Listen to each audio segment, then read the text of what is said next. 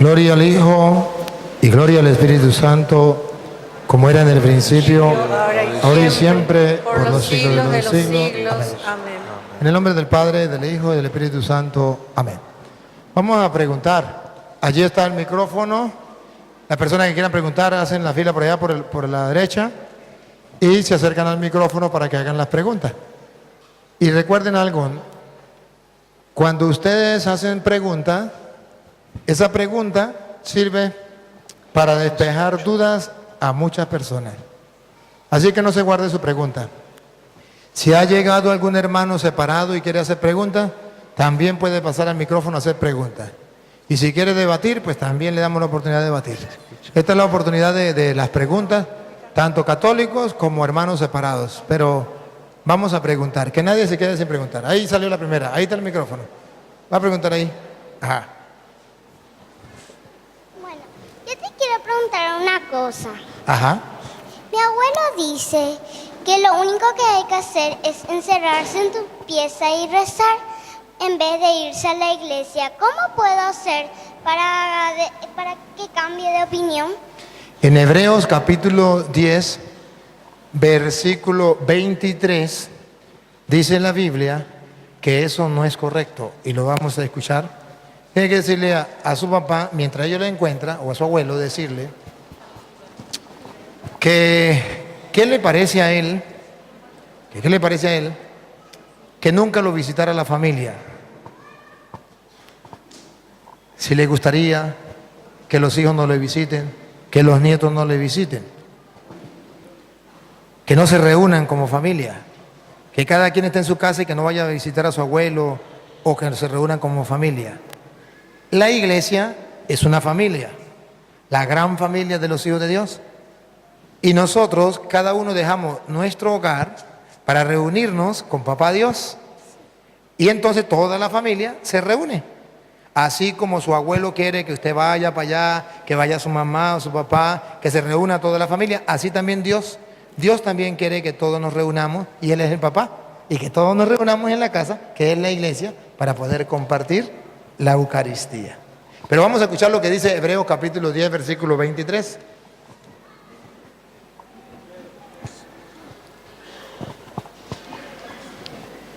Gracias, niña. Muchas gracias por su pregunta. Muy buena su pregunta. Ahora vamos a oír lo que dice la Biblia. Sigamos profetizando nuestra esperanza Otra sin vez. que nada nos pueda conmover. Otra vez. Sigamos profesando nuestra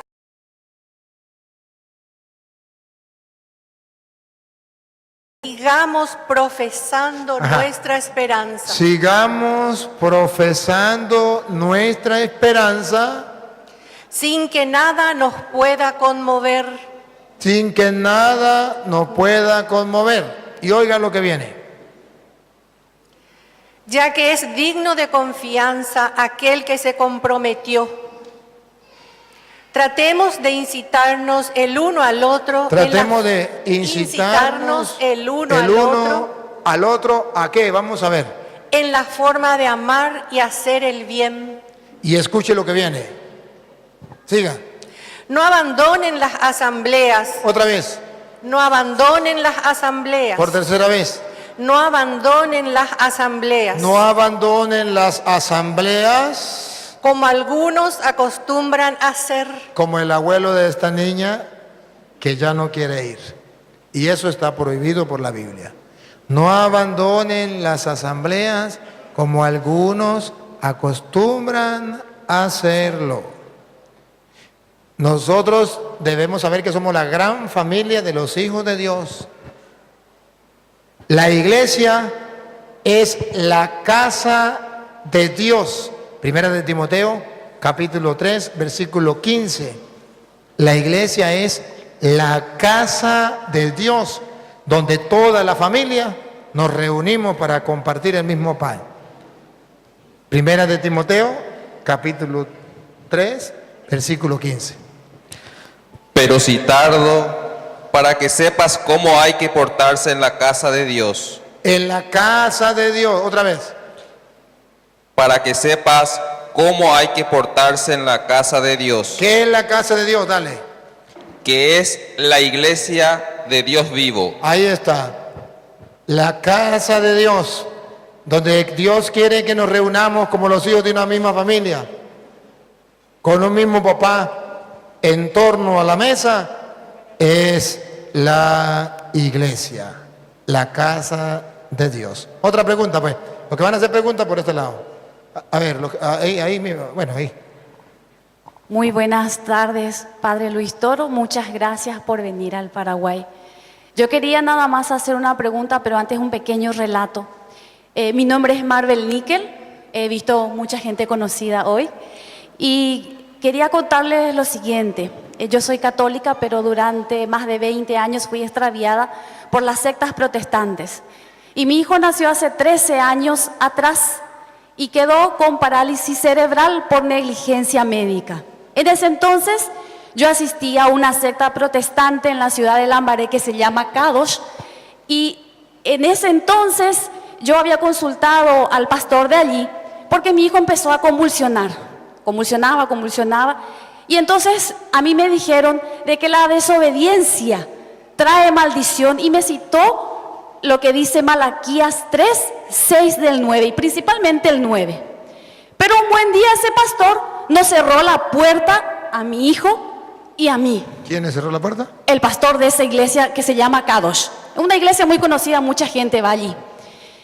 Bueno, fue así que yo deambulando de aquí para allá buscándole a Dios y buscando una respuesta de Dios por las convulsiones de mi hijo, deambulé por todos lados. Y fue así que he conocido todas las iglesias evangélicas, protestantes, sectas del Paraguay. Muchos pastores me conocen.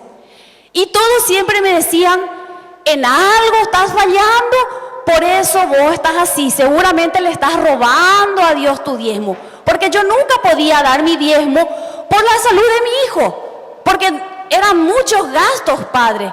Y eso es lo primero que te dicen, tu diezmo, y nadie nunca te dice qué necesitas, hermana.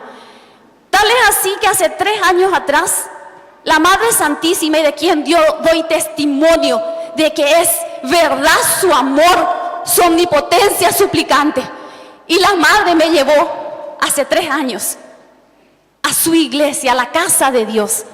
Y allí cuando hace 3 años atrás, en una Semana Santa, me ve el sacerdote y me dice, hija, ¿por qué tu hijo todavía no está bautizado? Y yo con este tema de Malaquías, yo decía, ¿será que mi hijo se puede bautizar? Claro, me dice, tráele el sábado de gloria, vamos a bautizarle en la misa, me dijo, después de la misa. Entonces yo le llevé a la iglesia Santa María del barrio del mismo nombre, y así mi hijo fue bautizado allí por este sacerdote, que dicho sea de paso, jamás nos cobró un solo centavo, un solo guaraní. Y desde ese entonces, padre, mi hijo jamás convulsionó. Desde hace 3 años, para la gloria de Dios y para la honra de mi madre, la Virgen María Santísima. Y niños así saben muchos, porque muchos tienen hijos así, que se resfrían de la nada, que se enferman de la nada. Pero mi hijo nunca más, ni siquiera un resfrío tuvo desde que se bautizó. Y ahora estoy orgullosa de tenerlo aquí, padre. Y mi pregunta, para que usted le responda, a todos esos pastores quitaplatas, engañadores, que mucho me hicieron sufrir, ¿es verdad, padre, que mi hijo tenía una maldición por lo que dice Malaquías 3 del 6 al 9? Esa es mi pregunta. A ver si le entendí la pregunta. La pregunta es que si es verdad que su hijo tiene una maldición por Malaquías 3, 9. Así mismo, que es lo que ellos me dijeron siempre. Vamos a escuchar qué dice Malaquías 3, 9. Estáis repletos de maldición, pues me defrauda la nación entera. Léalo desde el 5, a ver. Desde el 6. Desde el 6 al 9. Yo, Yahvé, no cambio, pero vosotros, hijos de Jacob, no termináis nunca. Desde los tiempos de vuestros antepasados venís apartándoos de mis preceptos y no los observáis. Volveos a mí, y yo me volveré a vosotros, dice Yahvé. Decís, ¿en qué hemos de volver? ¿Puede un hombre defraudar a Dios? Pues vosotros me defraudáis, y encima decís, ¿en qué te hemos defraudado? En el diezmo y en la ofrenda reservada. Estáis repletos de maldición, pues me defrauda la nación entera. Bien, esto que habla del diezmo, el diezmo es del Antiguo Testamento, Malaquía es del Antiguo Testamento, y le está hablando al pueblo de Israel que le están robando el diezmo a Dios. Porque según dice Deuteronomio capítulo 26, versículo 12, Deuteronomio 26, 12, Dios había exigido el diezmo para dárselo a las personas pobres que no tenían, a los necesitados. Y como Dios está en el pobre, en el afligido, en el necesitado, si usted no daba el diezmo para el pobre y el necesitado, usted le estaba robando a Dios. Pero nunca el diezmo era para los pastores evangélicos. Nunca. Era para el sacerdote, porque el sacerdote no tenía sueldo. Era para el sacerdote porque el sacerdote comía de lo que la gente diera. Pero era para el forastero, para la huérfana, para la viuda, óiganlo. Cuando el tercer año, el año del diezmo, hayas acabado de apartar el diezmo de toda tu cosecha y se lo hayas dado al levita, al forastero, al huérfano y a la viuda. Ahí está claro, al forastero, al levita, al huérfano y a la viuda.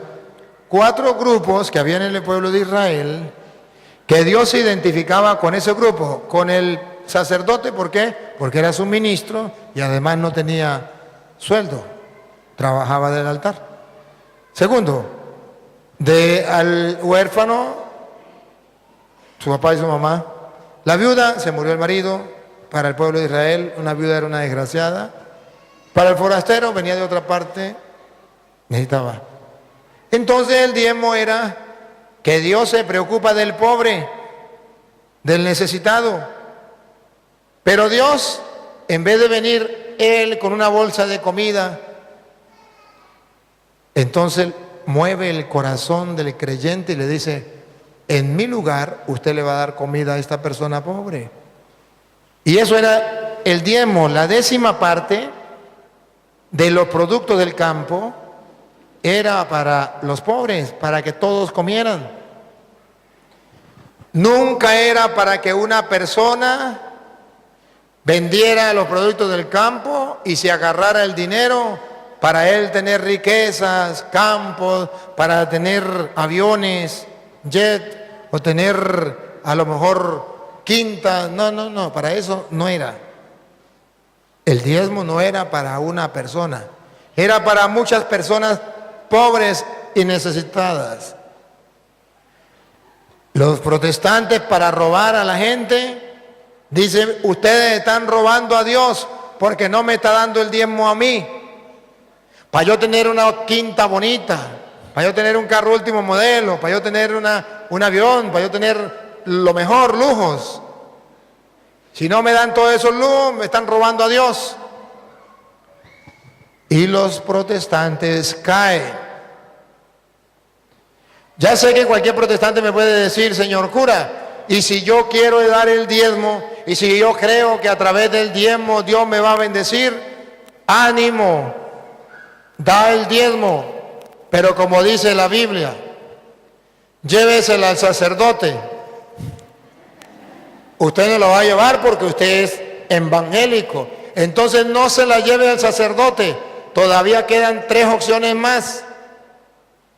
Llévenselo al huérfano, llévenselo al forastero, llévenselo a la viuda. En castellano, llévenselo a los pobres.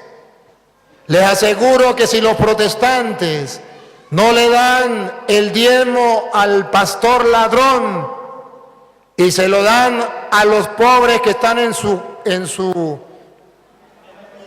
comunidad, se ganarán el cielo, de aquello que Jesús dice, atesoren tesoros en el cielo.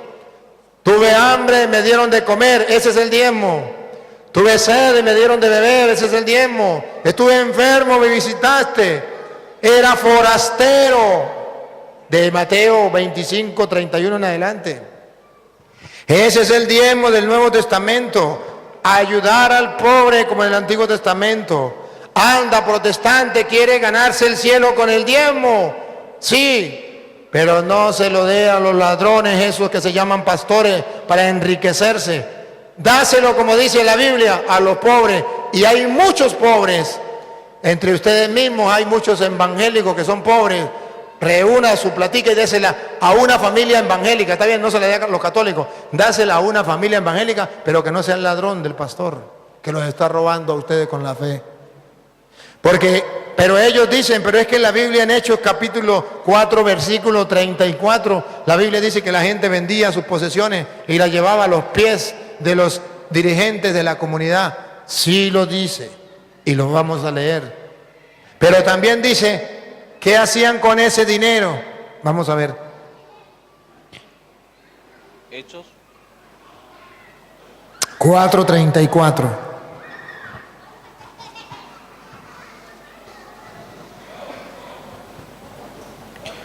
No había entre ellos ningún necesitado. No había entre ellos ningún. ¿De qué se preocupa Dios? De los necesitados.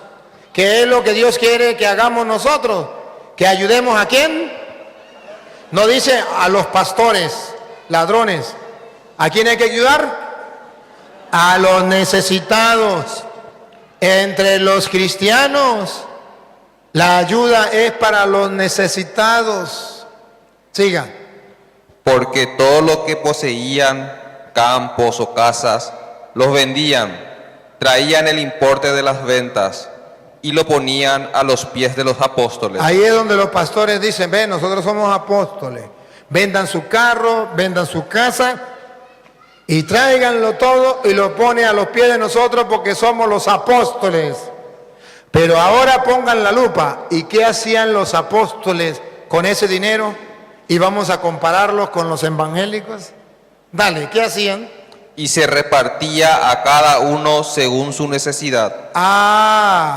Lo repartían como lo hacen los pastores evangélicos en cada banco para tener bastante dinero. Lo repartían en una finca, en una mansión, en un carro para tener luz. No, lo repartía entre los necesitados, evangélicos. Dígale a su pastor que agarre ese dinero y lo reparta entre los necesitados. Usted puede hacerlo. En la Iglesia Católica sabemos que el diezmo era para el pueblo de Israel, obligatoriamente, y la 10ª parte de los productos del campo. No era ni siquiera dinero, como hacen los protestantes. Ahora, en el Nuevo Testamento, Dios nos pide que sigamos ayudando a los pobres. Simbólicamente, que sigamos dando el diezmo. ¿Por qué digo simbólicamente? Porque ya no es la 10ª parte, puede ser más. Simbólicamente, ¿por qué? Porque ya no es obligatorio. Es lo que usted quiera dar. Como dice Pablo en 2 de Corintios 9:6. El que tacañamente siembra, tacañamente cosecha. Vamos a ver cómo lo dice Pablo. Mirad, el que siembra con mezquindad, cosechará también con mezquindad. El que siembra en abundancia, cosechará también en abundancia. Que cada cual dé según el dictamen de su corazón. Que cada cual dé según le dicte, prohibido el diezmo. Ahora es lo que le dicte el corazón. Ya no es la 10ª parte, eso ya pasó. Lo que le dicte el corazón, siga. No de mala gana, No de mala gana, ni forzado, ni forzado por el pastor que le está diciendo usted es un ladrón, maldito, te va para el infierno. Eso no es verdad, eso es mentira. Eso lo usan los protestantes para manipular, para amedrantar, para asustar a la gente y para robar a la gente. Como usted no quiere ser un maldito, pues le da al pastor todo el diezmo. Y el pastor, imagínese usted, si tiene 10 ovejas, ¿cuánto gana? El sueldo mínimo. Si tiene 20, gana más del sueldo mínimo. Si tiene 100, ¡oh! O sea que los pastores se están metiendo al bolsillo unas 10 veces más que lo que usted gana en el sueldo mínimo.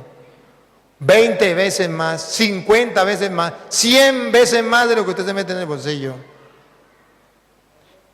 Y el diezmo era anual o cada 3 años. Y ellos lo hacen cada semana. Y era productos del campo y ellos piden ese dinero. Y era para los pobres y ahora ellos lo piden para ellos. Y maldito el que no lo dé. ¿Cuál es el problema de los protestantes? La Biblia dice que en el Antiguo Testamento se daba el diezmo, ahora tenemos que darlo simbólicamente.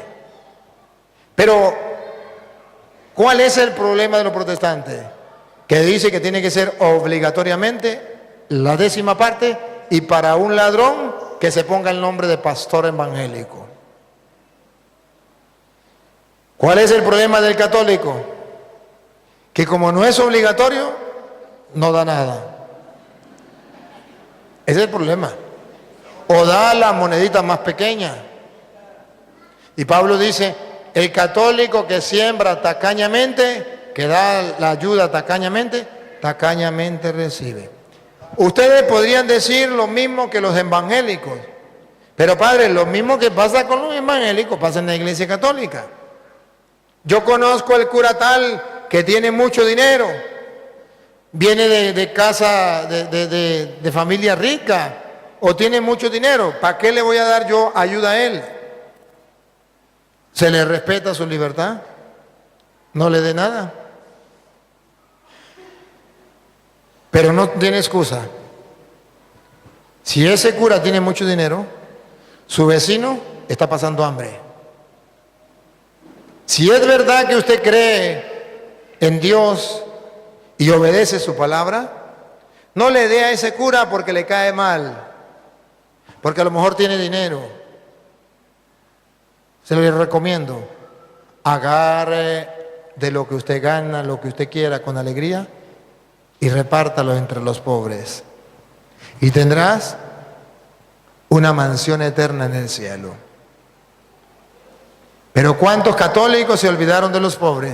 Y hoy hay una excusa para no ayudar a los pobres. Es que no quieren trabajar. Hay otra excusa para no ayudar a los pobres. Es que eso es lo que hace es pedir, y eso ya tiene como profesión pedir a la gente. Hay otra excusa. Pero si yo le doy a los pobres lo que tengo para darle a mis hijos, mañana el futuro de mis hijos, ¿cómo lo voy a ayudar? Se olvida que Dios es el dueño de la plata y del oro, del presente, del pasado y del futuro. Que hoy siembra para mañana cosechar. Que hoy usted tiene para darle a otro, pero mañana usted no tendrá y otro tendrá que darle. Hoy por ti, mañana por mí. Tenemos que saber eso. El católico inteligente y creyente siembra, va dando a los pobres, porque hoy tiene. Mañana cuando no tenga, los pobres le van a dar a él. Porque el mundo da vueltas, se invierten. La moneda se invierte. Debemos confiar en el Señor y creer en Él. Entonces, es una manera de asustar a la gente diciéndole que es una maldición. Hola, padre. Mi consulta era la siguiente. Estuve viendo un video en YouTube de uno de esos pastores que son muy valientes por YouTube, pero nunca quieren debatir con el Padre Toro. Y en he visto un video en YouTube de un pastor que, como muchos pastores que son muy valientes en YouTube, pero nunca quieren debatir con el Padre Toro. Y ese pastor decía que él descubrió que había sido que Pedro jamás fue papa y ni siquiera estuvo en Roma, y como prueba lee la carta de Pablo a los Romanos, capítulo 16, versículo del 3 al 16, en donde Pablo le saluda a muchísima gente, pero a Pedro no le saluda. Entonces él llega a la conclusión con eso de que Pedro nunca estuvo en Roma, y que si estuvo ahí se fue solamente para ser ejecutado, solo para morir, pero nunca fue papa ni obispo. Eso, entonces yo quería preguntarle cómo podemos rebatir eso, padre. Debe primero decirle que a nosotros no nos importa si Pedro estuvo en Roma o no estuvo en Roma. Eso es lo primero. Que a Petronilo le patina el coco. Eso no es doctrina de la Iglesia Católica. La doctrina de la Iglesia Católica no dice el cristiano tiene que creer que Pedro estuvo en Roma. Eso no es doctrina de la Iglesia Católica. La doctrina de la Iglesia Católica es que Pedro fue el Papa, y eso sí lo puedo comprobar. ¿Por qué los protestantes inventan que la doctrina de la Iglesia es que Pedro estuvo en Roma? Eso no es verdad. Nosotros no afirmamos que Pedro estuvo en Roma. Nosotros afirmamos que Pedro es el Papa de la Iglesia Católica, que Cristo lo fundó. Pero ellos dicen, ajá, que entonces ¿por qué el Vaticano está en Roma y el Papa está en Roma? Ah, eso es interesante, esa pregunta. Y eso es otra cosa. Los protestantes escuchan cantar el gallo y no saben dónde. Que el Papa está en Roma, que gobierna la Iglesia desde Roma, que el Vaticano está en Roma, eso sí es verdad. Que Pedro fue a Roma, ¿qué nos importa? Ahora, ¿por qué el Vaticano está en Roma? Porque han de saber los protestantes que cuando Jesucristo mandó a predicar el Evangelio, el mandato fue, vaya, prediquen el Evangelio a toda criatura. Vayan por el mundo y prediquen el Evangelio a toda criatura. Vayan y hagan que todos los pueblos sean mis discípulos. Los apóstoles tenían ese mandato en la cabeza. Querían llegar al mundo entero. ¿Cómo hacían para llegar al mundo entero? Tenían que evangelizar a Roma. Tenían que llegar a Roma. ¿Que Pedro no pudo llegar a Roma? Pedro no pudo llegar a Roma. Llegaron los cristianos a Roma. ¿Por qué el Papa está en Roma y por qué está el Vaticano en Roma? Porque está escrito incluso, y es un dicho muy común, todos los caminos conducen a Roma. Roma era el imperio que mandaba el mundo entero, y desde Roma se iba a todos los lugares. Entonces la Iglesia, con el paso del tiempo, quiere que el Evangelio llegue a todas partes. Se instala en Roma, que era el centro del mundo, y de ahí a todas partes, todos los caminos conducen a Roma. Una estrategia para evangelizar se instala en Roma. Que Pedro no estuvo ahí, no hay problema. Pero usted debe saber por qué está en Roma la sede de la Iglesia. Porque Roma era el imperio y era necesario que desde ahí se llevara el Evangelio. La pregunta, por ejemplo, le puede ser esta. ¿Alguna vez ustedes vieron a los apóstoles dar una enseñanza por YouTube? No. Pero ahora, para que el Evangelio llegue al mundo entero, el Padre Luis está predicando por internet, por YouTube. Pero muéstremelo en la Biblia donde dice que hay que predicar por YouTube. Si Pedro no conoció YouTube y los apóstoles tampoco el internet, eso es verdad, y a mí qué me importa. A mí lo que me importa es que el YouTube ahora es el camino para que el evangelio llegue al mundo entero. Y eso le importó a los primeros cristianos. No existía YouTube, pero existía el Imperio Romano y de ahí podían llegar el evangelio a toda criatura. Y por eso se instaló en Roma. Esa es la razón. Que Pedro no es el Papa. ¿No han leído Juan 21:15? Deben saber los protestantes que Papa significa el papá, el jefe, el pastor, el guía, el encargado, el dirigente, el líder. Póngale usted el nombre que sea, pero el encargado de la comunidad. Y vamos a ver si Jesús lo nombró Papa, jefe, pastor, guía, como usted lo quiera llamar. Juan 21:15. Después de haber comido, preguntó Jesús a Simón: Simón, hijo de Juan, ¿me amas más que estos? A Simón, siga. Respondió él: Sí, Señor, tú sabes que te quiero. Aquí viene cuando lo nombra Papa, para en la oreja. Jesús le dijo: Apacienta mis corderos. Lo nombró Papa. ¿Saben qué significa Papa? Que va a pastorear los corderos de Cristo. Siga. Volvió a preguntarle por segunda vez: Simón, hijo de Juan, ¿me amas?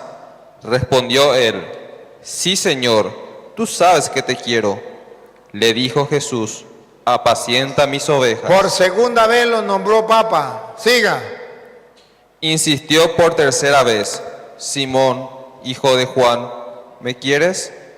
Se entristeció Pedro de que le preguntase por tercera vez. Y le dijo: Señor, tú lo sabes todo, tú sabes que te quiero. Le dijo Jesús: Apacienta mis ovejas. Papa significa eso. Un jefe que va a encargarse de las ovejas de Cristo. Un jefe común de la iglesia. Apacienta los corderos, apacienta las ovejas, apaciéntalos a todos. Un jefe para la iglesia. Eso significa Papa. Que no existe, aquí está. Ahora que los protestantes, por ignorantes, no sepan lo que significa Papa, eso es problema de ellos, que estudien. Otra pregunta. Padre, una última pregunta. En todos los libros de historia figura que Constantino fue solamente emperador romano. ¿De dónde? Yo quiero saber de dónde quitan los pastores y le enseñan a todos sus fieles que el que fundó la Iglesia Católica fue Constantino. ¿Será que en la universidad estudian ellos que Constantino fundó la Iglesia Católica? Sí. Ellos estudian lo que dicen los mentirosos de sus pastores. ¿Qué dicen los mentirosos de los pastores? Que la Iglesia Católica fue fundada por Constantino. Pero si estudian la verdad en la historia, Constantino vino en el año 313. Y en el año 107,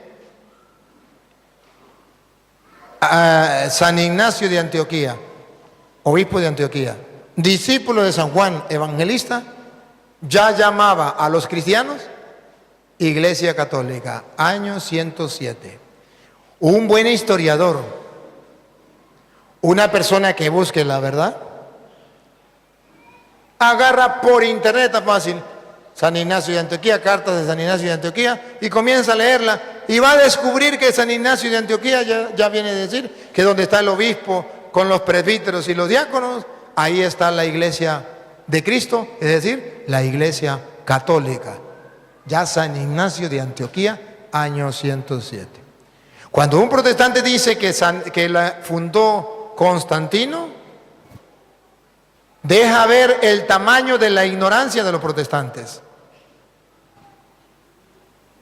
Pueden buscarlo, si creen, algún protestante cree que es mentira, lo reto, busquen la carta de San Ignacio de Antioquía. No están ocultas, están al descubierto. Ahora, unos que son más teólogos, dice, es que Constantino fue el que fundó la Iglesia Católica porque usted sabe que hasta Constantino la Iglesia de Cristo era perseguida. Y entonces vivían en subterráneos. Y viene Constantino y le da libertad a los cristianos. Le da libertad a los cristianos. Y cuando le da libertad, la iglesia se paganizó. Y al paganizarse, entonces ahí comienza la iglesia católica, que es la iglesia pagana. A Petronilo le patina el coco, le patina el coco, le patina el coco. ¿Y cómo le compruebo que eso es mentira? Porque si Constantino fue el que fundó la iglesia católica y esa iglesia pagana, fue en el año 313.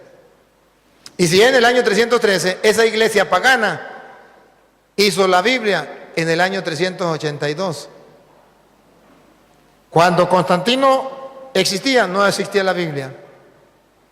Existía solamente el Antiguo Testamento. Y eso no es la Biblia, una parte de la Biblia. No existía la Biblia.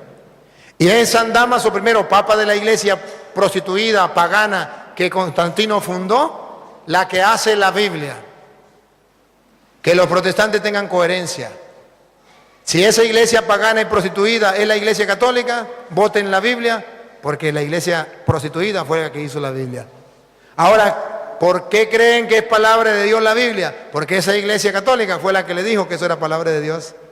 Sean coherentes. Es una manera de los protestantes engañar a los ignorantes. Viene y habla Constantino en el año 313. ¿Quién de ustedes estaba en ese tiempo? Ninguno. ¿Quién de ustedes se va a tomar la molestia de agarrar la historia, ponerse a leer? Ninguno. Hay una ignorancia grande, viene el pastor y dice, es que Constantino fundó la iglesia católica. Usted no va a agarrar a ver si es verdad o mentira. Usted dice, en vez de irme a ver si es verdad o mentira, voy a creerle a este pastor, porque por algo es pastor. Y eso, además, mire, son cristianos evangélicos y los cristianos evangélicos no mienten. Ellos dicen verdad. Así están engañados los católicos. Los católicos le vendieron una idea falsa de los protestantes, que no mienten, que no dicen mentiras. Ustedes ven que yo en los videos, yo hago repetir a los protestantes las cosas y les pregunto para mostrarles que son unos mentirosos. Por ejemplo, yo les pregunto a los protestantes, ¿de qué color es este forro? Y ellos dicen, blanco. Yo les digo, no, mire, es negro. Y ellos dicen, no, es blanco. Quedan al público como mentirosos. Pero no se dan cuenta, porque el pastor les dijo que tenían que decir que era blanco. Pero la gente se da cuenta de que están diciendo mentiras. Pero si yo no le demuestro que esto es negro, ellos enseñan a la gente que es blanco y es blanco. Porque la gente es como un niño que no sabe nada y viene su mamá y le enseña que esto es blanco. Pues bueno, va a aprender que eso es blanco. Pero no es blanco, es negro.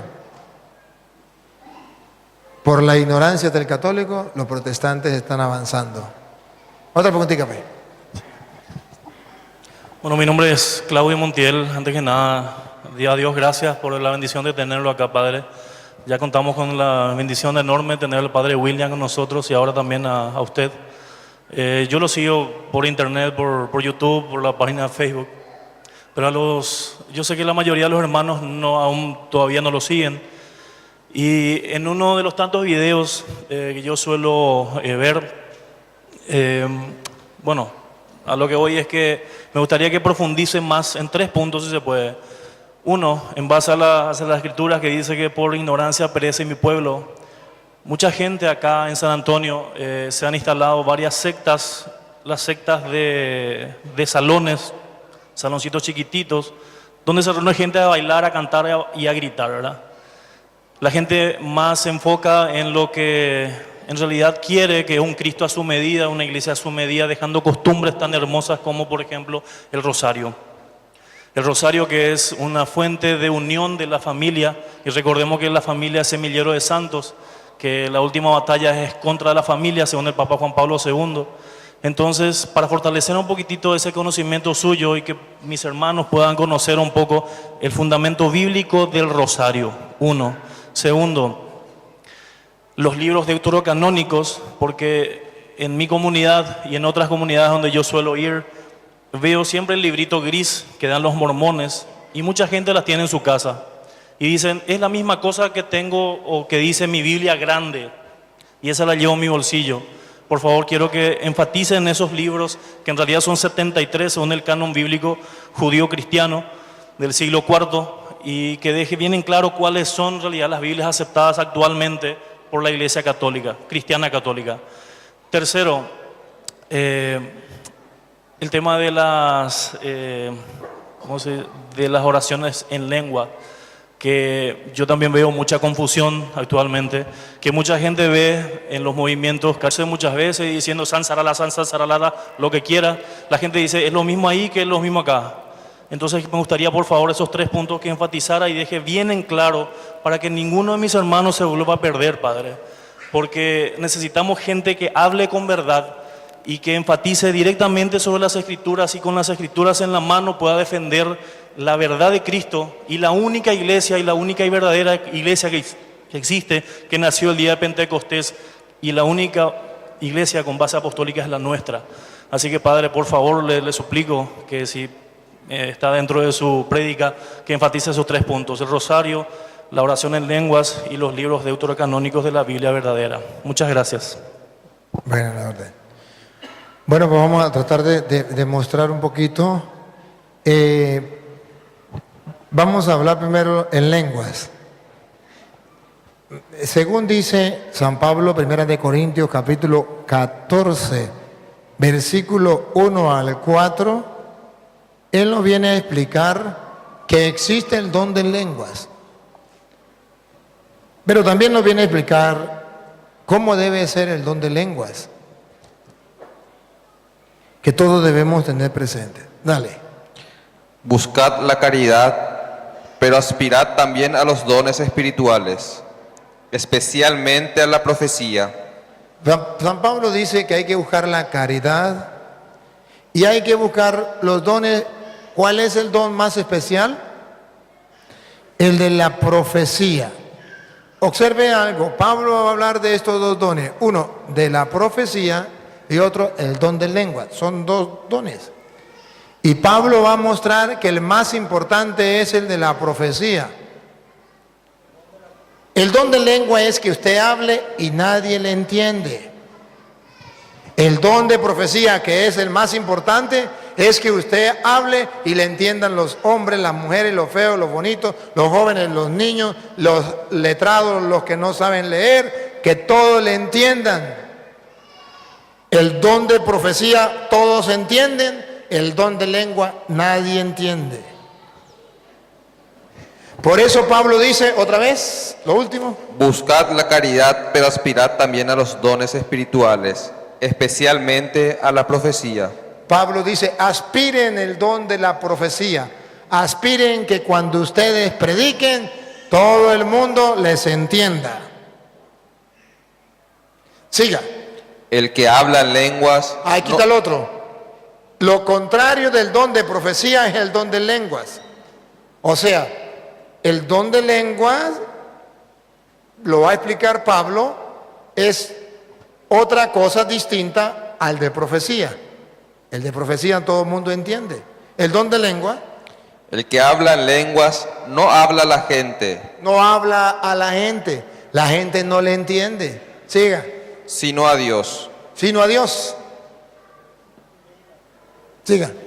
Y es que nadie le entiende. ¿Y es pues, que qué? Y es que nadie le entiende. Repítalo. Y es que nadie le entiende. En el don de lenguas, otra vez. Y es que nadie le entiende. Nadie le entiende. Y porque nadie le entiende, ahí es donde los protestantes se aprovechan. Hablar en lengua como nadie le entiende, dicen unas tonterías y le hacen creer a la gente que están hablando en lenguas. Y le hacen creer a la gente que solamente ellos hablan en lenguas porque tienen el Espíritu Santo. Y debo decirles hoy la verdad, solamente los protestantes hablan en lenguas porque son unos mentirosos, engañadores, que hablan en lenguas para engañar a los tontos. Porque ellos no tienen una conciencia recta de hacer las cosas como Dios manda y no les importa engañar. Lo importante es amedrantar a la gente, asustar. Ustedes no tienen el Espíritu Santo, vean que yo sí tengo el Espíritu Santo, yo sí lo tengo. Usted asustado dice, me meto evangélico porque yo en la iglesia católica no veo eso. Y muchos carismáticos van por los mismos pasos. Lo repito, no tengo nada contra la renovación carismática. Muchos carismáticos hablan en lenguas de verdad. Pero muchos carismáticos no hablan en lenguas de verdad, sino de mentiras. Para creerse más que los demás, igual que los protestantes. Entre los carismáticos falsos, no hablo de los carismáticos verdaderos, los verdaderos sigan adelante. Entre los carismáticos falsos y los protestantes, el don de lengua es una manera de creerse más que los demás y que tienen el Espíritu Santo agarrado por un ala. Son dueños del Espíritu Santo porque hablan en lengua. No lo hacen para edificación del pueblo, lo hacen para su orgullo propio, para su vanidad, para enaltecerse, para sentirse más papista que el Papa. Porque tengo el Espíritu Santo, hablo en lengua. Yo, por ejemplo, le hablo con conocimiento de causa. Iba con mi hermano, íbamos en la carretera y nos encontramos una señora que nos conocía a nosotros desde niños, que nosotros le conocíamos desde niños.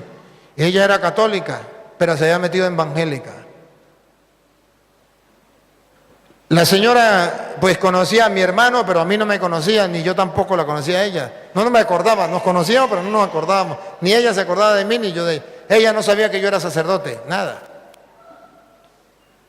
Ella saluda a mi hermano y comienzan a hablar. Después que habla, él le dice a mi hermano, él le dice a ella, mire, este es mi hermano. Y la señora me dice, mucho gusto, Petronila. Y yo le digo, mucho gusto, Luis. Y le dice a mi hermano, él es padre, él es mi hermano y es sacerdote.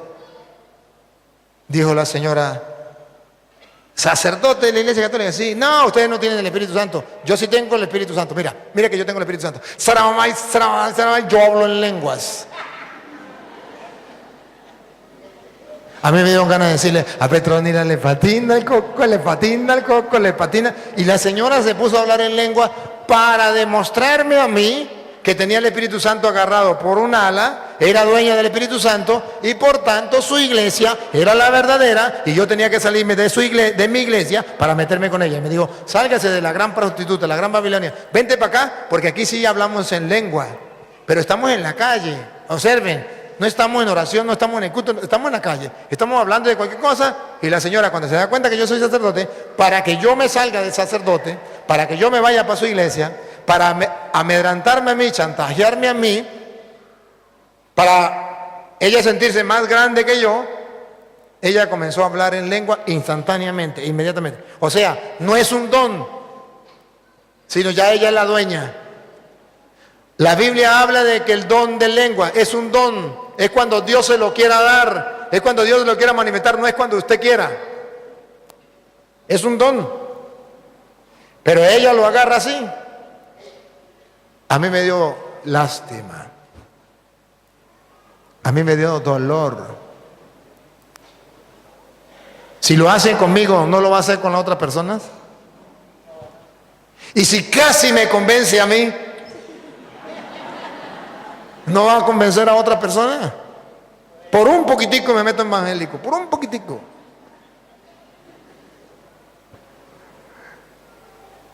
Repítalo y sigue. Y es que nadie le entiende, pues dice en espíritu, Un poquito más atrás para que está la idea. el que habla lenguas no habla a la gente, sino a Dios.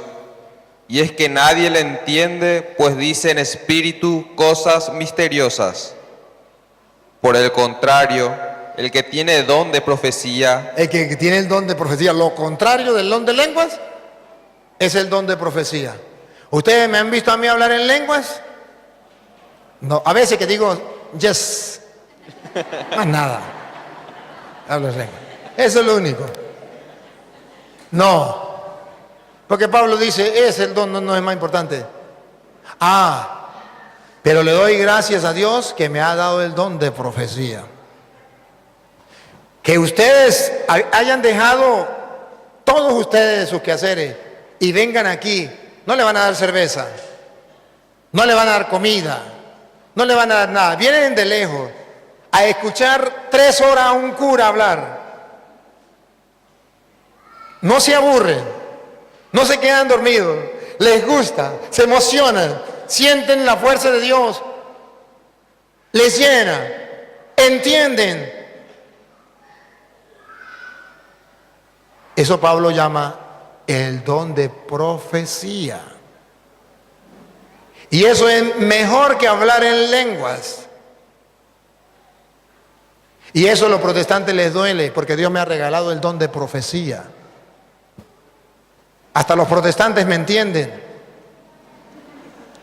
Muchos se han convertido y están convirtiéndose cada día centenares de protestantes. Se están convirtiendo. Y los otros quedan aturdidos cuando me escuchan. Y como decía el hermano, son bravos para debatir conmigo por internet.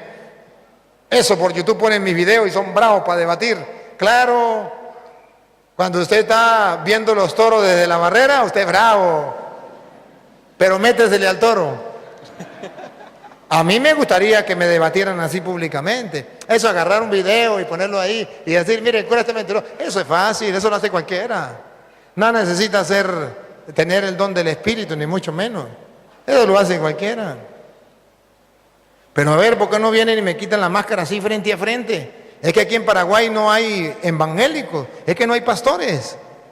Se escondieron todos. ¿Por qué no vienen? ¿O ustedes no los invitaron? Sí. Entonces, ¿por qué no vienen? Pero son bravos y debaten y eso hacen, uy, y le voy a quitar la máscara al cura. A mí me da mucha risa, a mí me da mucha risa. Me río y qué risa me da. Y todo aquel que me vea riendo, loco, me dirá, ah, me estoy riendo. Mira, es fácil hacerlo. Lo difícil es, vamos frente a frente donde tengamos que pedir el auxilio del cielo. ¿A quién va a asistir Dios? Como el profeta Elías con los profetas de Baal. ¿A quién le respondía Dios? A ese Elías que era un solo profeta y los otros eran 400 de Baal. Y su Dios él no le respondía. Así le está pasando a los protestantes. 400 pastores. Un solo cura. ¿Y qué le está pasando? ¿Qué le pasa con su Dios? ¿Qué le pasa con su espíritu? Que dice que Él me ilumina el espíritu, me guía el espíritu, expulsan demonios. ¿Qué le está pasando? Que no hacen nada. Porque el don de profecía es que la gente sea capaz de entender y Dios lo va a asistir. Ustedes a veces me preguntan, padre, ¿y usted qué come? Ustedes a veces dicen, padre, pero y es que usted no se cansa y usted compartimos y no nos cansamos y vemos los videos y nos trasnochamos y queremos más y más y más. ¿Y de dónde, en qué universidad estudió usted? Una vez tuve un debate como con 100 pastores. Y cuando el primero que se enfrentó, los otros iban a debatir conmigo y ya no quisieron debatir. Y le dije, ¿por qué no quieren debatir? Y uno agarró el micrófono y dijo, no, porque es que usted ha ido a estudiar a las mejores universidades del mundo. Y en ese tiempo yo no había salido de Venezuela siquiera. No es eso. Es que Dios ha regalado ese don. Aspiren al don de la profecía. Donde ustedes ni se imaginan que a veces voy a un lugar a compartir y yo le digo, Señor, ¿y hoy de qué me van a preguntar? ¿De qué vamos a hablar? ¿Y hoy qué me van a preguntar? ¿Y qué cita me va a dar? Ay, Señor. Y ni sé. Y llego y le digo, Señor, aquí estoy en tus manos. Y ustedes no me van a creer. Pero me llegan las citas y las ideas así y pelean en la cabeza a ver cuál entra. Y yo cuando termino le digo, Señor, me quedo admirado. Ustedes se sorprenden de mí, yo me sorprendo de Dios.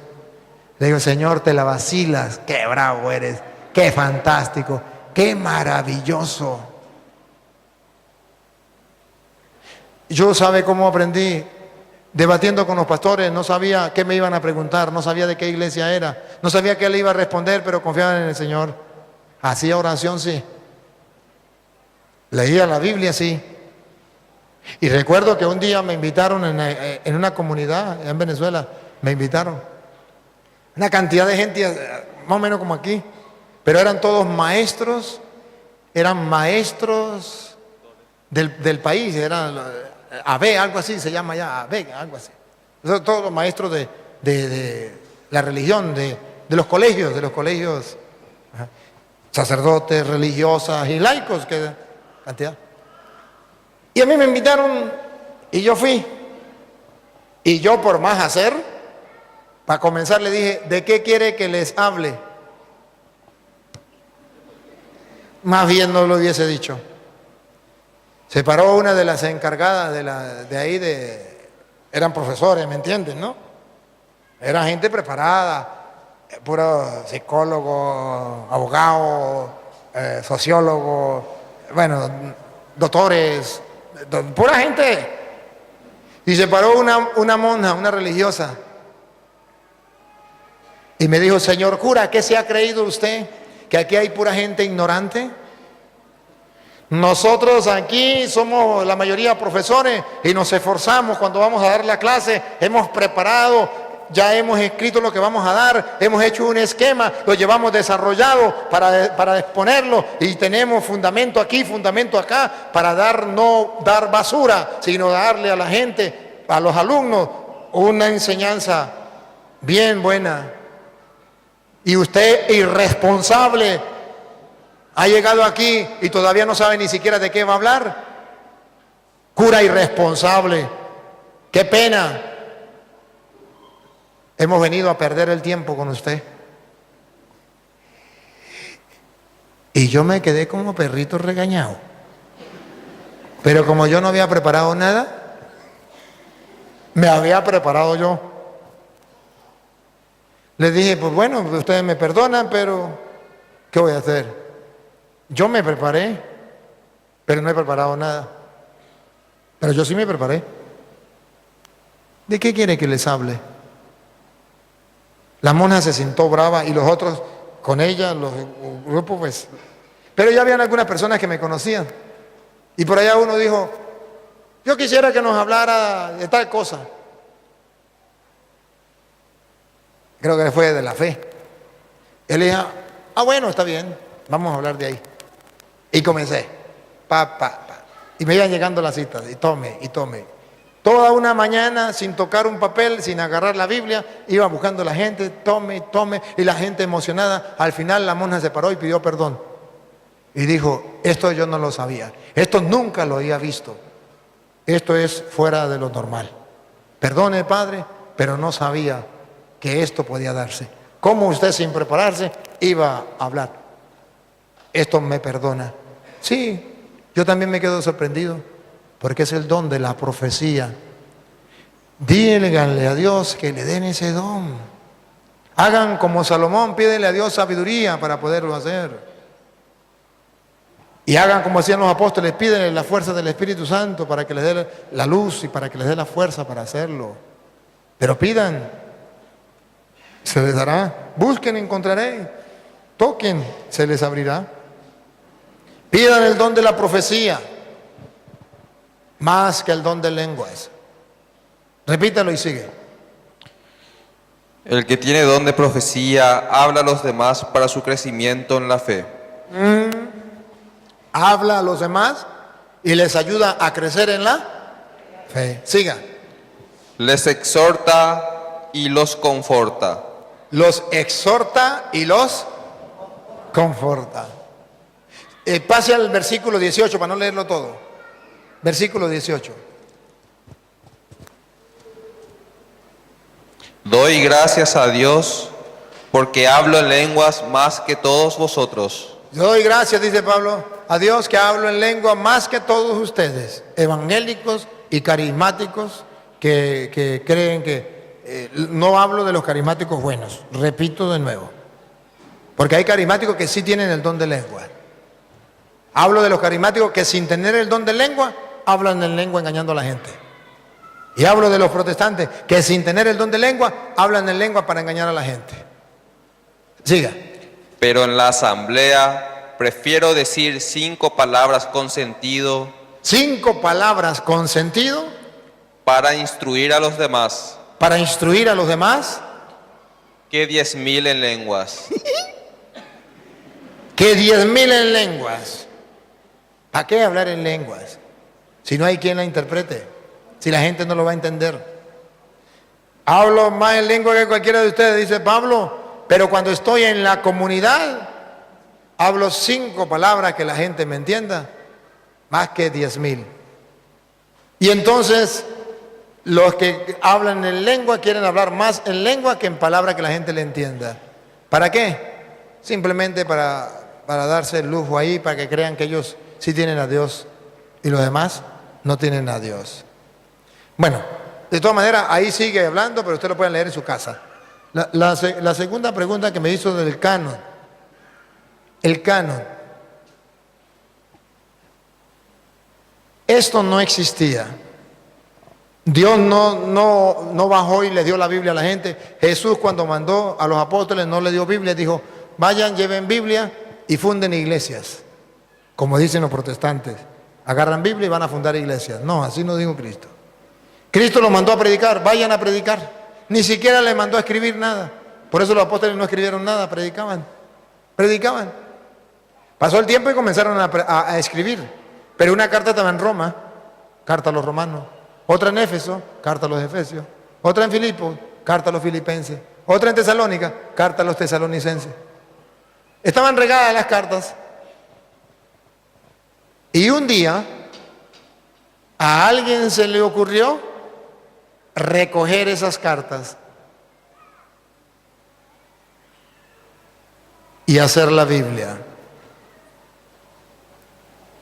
Y eso no fue ningún evangélico, ningún testigo de Jehová, ningún adventista, fue alguien de la Iglesia Católica llamado el Papa San Dámaso I en el año 382.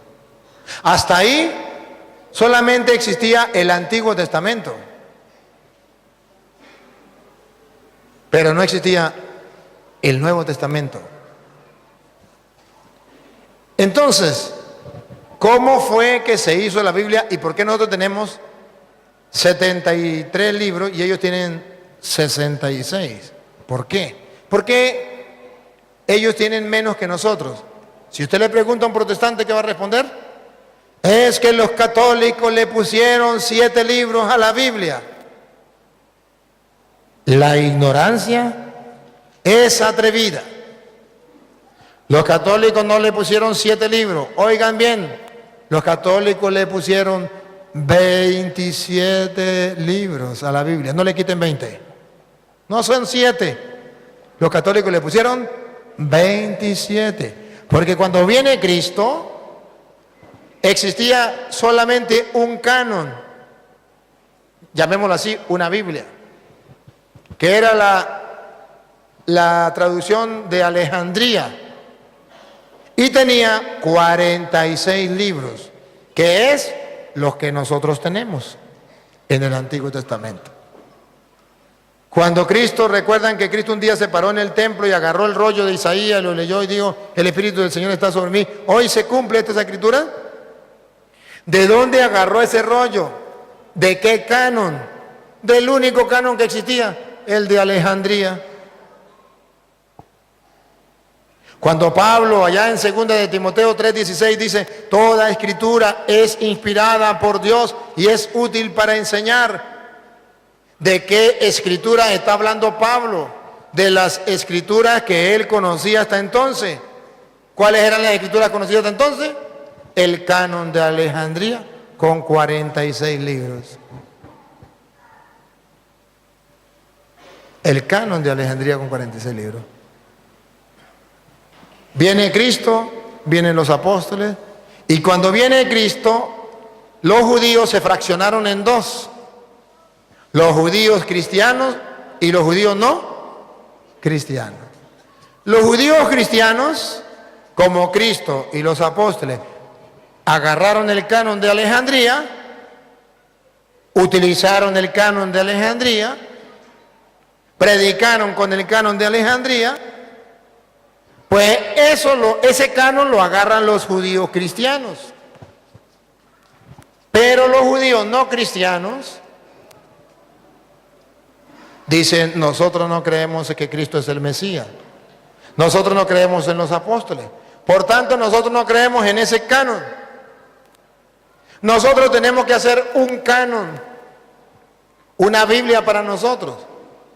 Se reúnen los judíos y hacia el año 90, los judíos sacan otra Biblia, otro canon, que se llama el canon de Palestina, con 66 libros. Le quitaron 7 al canon de Alejandría. Nosotros los cristianos decimos, no podemos quitarle 7, porque Cristo los utilizó, porque los apóstoles los utilizaron, y nosotros no somos judíos, nosotros somos cristianos. Y entonces nosotros agarramos el canon de Alejandría que utilizó Cristo y los apóstoles. Los judíos se quedan con 39 libros. No aceptan el Mesías. Como no aceptan el Mesías, no aceptan ni el canon de Alejandría con 46, ni tampoco aceptan los 27 libros del Nuevo Testamento. Quitan los 27, no lo aceptan, y quitan 7 libros. Los judíos tienen su propia Biblia con 39 libros. Vienen los cristianos, que somos los católicos, hacen la Biblia, el Papa San Damaso I, agarran los 46, no de los judíos, que no creyeron en Cristo, le pusieron 27 libros. ¿Sabe qué es lo curioso? Que los protestantes le quitan 7 libros que no se los puso la Iglesia Católica, que ya existía antes de Cristo. Y de los 27 libros que la Iglesia Católica le puso, no le quitan ni uno. Los 27 libros que la Iglesia Católica les puso están completicos. ¿Y por qué los protestantes no se lo quitan? Por algo, por algo. Porque en la teoría ellos dicen que la Iglesia Católica es la gran prostituta, pero en la práctica ellos saben que la Iglesia Católica es la verdadera. O si no, ¿por qué creen que la Biblia es palabra de Dios? Vino Martín Lutero estaba en contra de la Iglesia Católica y fue incapaz de quitarle esos 7 libros. Los puso a final, después del Apocalipsis. Después de Martín Lutero vienen los protestantes, y todos los protestantes, todos, sin excepción, tenían 73 libros. Todos. Hasta el año 1825, que las Sociedades Bíblicas Unidas les obligó a los protestantes a quitarle 7 libros a la Biblia. Lo mismo que hicieron los judíos, que no creyeron en Cristo, lo hacen los protestantes que tampoco le creen a Cristo, que le creen al pastor. Y se olvidaron de lo que había dicho San Juan en Apocalipsis capítulo 22, versículo 18. ¿Qué había dicho San Juan en el capítulo 22, versículo 18? Vamos a escucharlo. Apocalipsis capítulo 22, versículo 18. Se olvidaron los protestantes de este capítulo y de este versículo. Óigalo. Lanzo una advertencia a todo el que escuche las palabras proféticas de este libro. Si alguno añade algo sobre esto, Dios le enviará las plagas que se describen en este libro. El que añada, siga. Y si alguno quita algo a las palabras de este libro profético, Dios le quitará su parte en el árbol de la vida y en la ciudad santa. No se le puede poner ni se le puede quitar. Cualquiera me puede decir, pero ahí habla este libro, se refiere al Apocalipsis. Está bien, está bien. En primer lugar se refiere al Apocalipsis. Pero ¿cómo sabemos que se refiere también a todas las Sagradas Escrituras? Porque está al final de la Biblia, en el capítulo final del Apocalipsis, 22, 18. Al final. ¿Por qué sabemos que no solamente se refiere al Apocalipsis. ¿Quién lo terminaría? En esa época, hacia los años 90, San Juan escribe el Apocalipsis. Del 90 al 100, pongámosle allí para no pelear, que San Juan escribe el Apocalipsis. Pregunto, ¿se acuerdan en qué fecha fue que los judíos sacaron otra Biblia y le quitaron 7 libros a la que existía? El año 90. ¿Y cuándo fue que Pablo escribió el Apocalipsis? ¿Hacia el año? ¿Que Juan escribió el Apocalipsis hacia el año 90 y algo. 90 a 100, por allí. 7 libros al canon de Alejandría. Y San Juan le está advirtiendo a los cristianos que eso no es correcto, que eso no se debe hacer, que el que le quite o el que le ponga, porque habían declarado en el año 90 que para los judíos existía el canon de Palestina. Y San Juan está escribiendo el Apocalipsis. Y San Juan le dice a los cristianos, no, para nosotros no, el que le quite o el que le ponga, le caigan todas las plagas de Egipto y sea borrado del libro de la vida. Eso fue para los judíos de aquel tiempo y eso es para los protestantes del año 1825, que le quitaron igual que los judíos allá 7 libros, los mismos 7 libros que Pablo dice que no le quiten ni que le pongan. Esos fueron exactamente los mismos que le quitaron los protestantes en el año 1825. ¿Y dónde quedó la advertencia del Apocalipsis? Los protestantes no le hacen caso, porque el pastor le dijo que no le hicieran caso. Y no es que leen la Biblia, puro engaño. Ahora, me decía del rosario. ¿Por qué rezamos nosotros el rosario? Porque el pueblo de Israel oraba repitiendo. Jesús en la cruz, ¿se acuerda? Dios mío, ¿por qué me has abandonado? Estaba repitiendo el Salmo 22. Escúchelo, el Salmo 22. Dios mío, ¿por qué me has abandonado? Así oraban los judíos, repitiendo.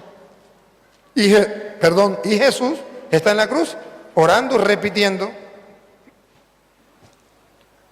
Salmo 22:1. ¿Lo tiene? Léelo.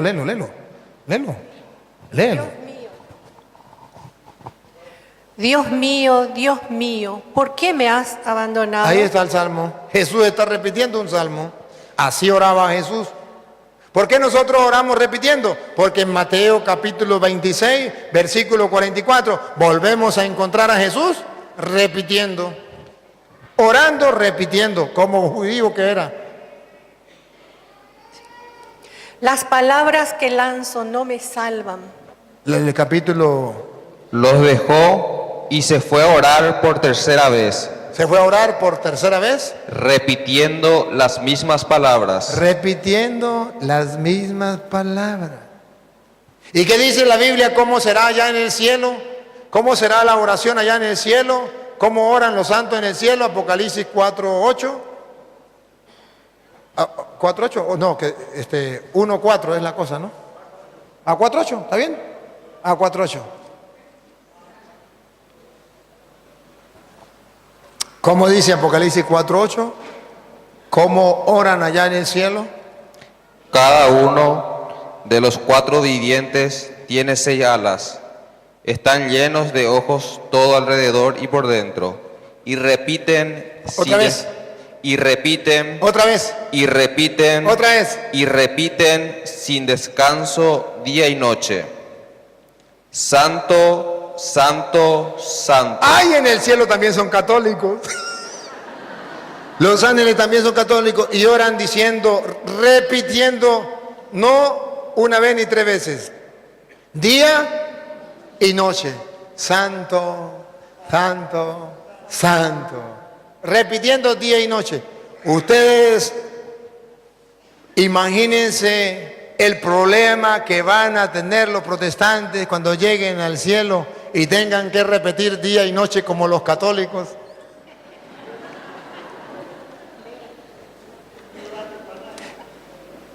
Hermano, y Jesús en Lucas 11:1 le dice a los apóstoles que deben orar repitiendo. Le pidieron que le enseñara a orar y él les va a enseñar. ¿Cómo? Repitiendo. A ver, y aquí, hermano, usted tiene unas preguntitas que me tiene que hacer que le dije que me la hiciera, ¿no? Se está haciendo el loco.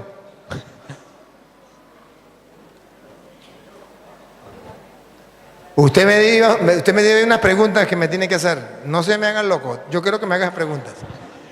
Ajá. Estaba Jesús orando en cierto lugar. ¿Qué estaba haciendo Jesús?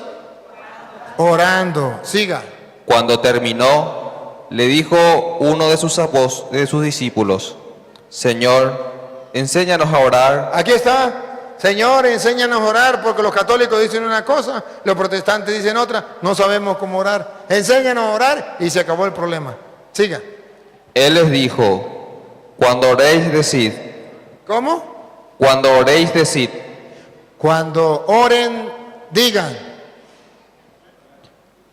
Padre, santificado sea tu nombre. Cada vez que oren, digan, Padre, y el Padre nuestro les enseñó.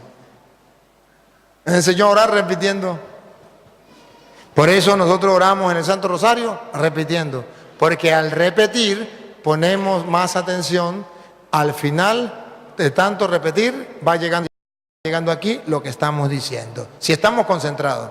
No se trata de repetir por repetir. Como una viejita que rezaba el rosario allá en una comunidad. Rezaba el Ave María tan rápido, que usted lo único que entendía era: salga María entre todos, salga María y entre todos, salga María y entre todos, salga María entre todos, salga María entre todos. ¿Por qué rezaba tan rapidito? No, así no es. Cuando nosotros repetimos es para asimilarlo. Los mismos protestantes repiten. ¿Acaso los protestantes no cantan alabaré? Mire que están repitiendo. Alabaré 2, 3, varé a mis, alabaré 4, alabaré 5, alabaré 6. Están repitiendo. Tontos, no repitan. Señor, yo te alabo. Gloria, gloria, gloria. Están repitiendo. Aleluya, gloria al Señor. Amén, amén. Están repitiendo, no repitan. Eso es malo. Pero cuando el católico repite, sí es malo. Cuando ellos repiten, no es malo. A Petronilo le patina el coco, le patina el coco, le patina el coco. Buenas noches, padres. Mi pregunta es, en el momento de la infidelidad entre dos personas, hombre y mujer, ¿qué pasa del Espíritu Santo y del alma? Quisiera saber si el Espíritu Santo sale del cuerpo y el alma se queda a sufrir el pecado. Efesios capítulo 4, versículo 29. Efesios capítulo 4, versículo 29. Ahí está la respuesta. A ver qué pasa cuando nosotros pecamos. Si tenemos el Espíritu Santo, ¿qué pasa? ¿El Espíritu Santo se va y nos deja? ¿O qué es lo que pasa? Vamos a ver, lea. 4:29. 4:29 en adelante. No digáis palabras que puedan herir, sino las que sean oportunas para edificar según la necesidad y hacer el bien a los que os escuchen. No entristezcáis al Espíritu Santo de Dios. No entristezcáis al Espíritu Santo de Dios. Siga. Con el que fuisteis sellados para el día de la redención. Fuiste sellado, ese sello no se lo quita nadie. El Espíritu Santo está ahí. Que usted lo entristece, sí. Que yo lo entristezco, sí. Lo entristecemos. Pero no se va. Fuimos sellados con Él. Eso lo tenemos para siempre. Y entonces así evitamos entristecerlo. ¿No sabéis que sois templo de Dios y que el Espíritu Santo de Dios habita en vosotros? No sabéis, se nos ha olvidado. No lo sabemos, pero ahí está. Lo entristecemos, pero no se va. Él nos acompaña. Él está con nosotros. Preguntica.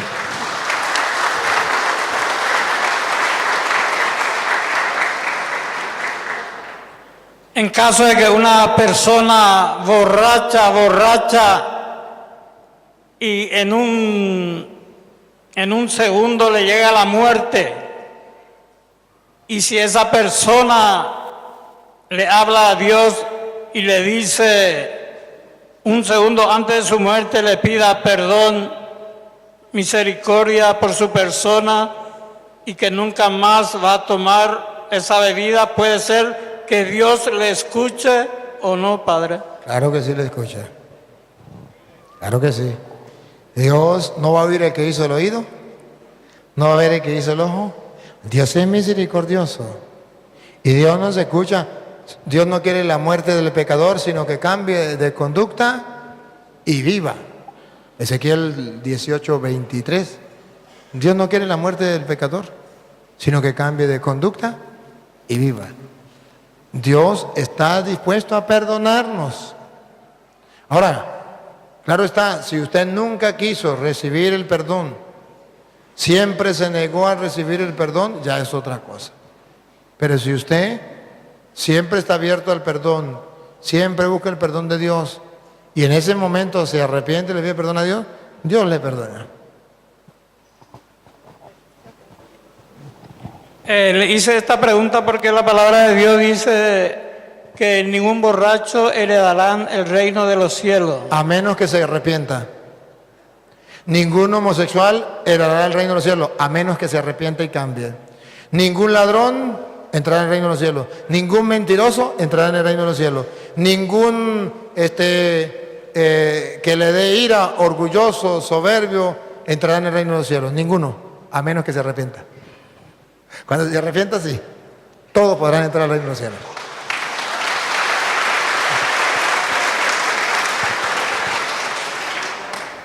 No soy evangélico, pero tengo 3 hermanos, pastores, padres, y siempre ellos dudan y me dicen que un solo Dios en 3 personas es imposible. Si me puede explicar sobre eso. Muchísimas gracias, Padre, por su explicación. Bueno, eso es verdad, es imposible que 3 sean uno.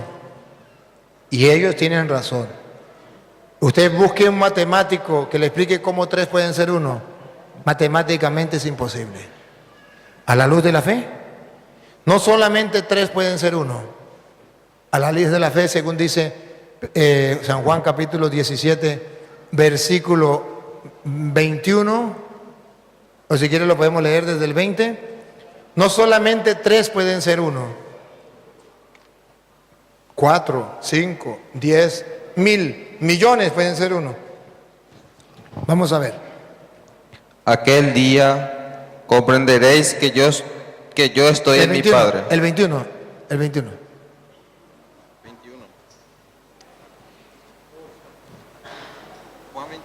No, Juan 17, 21.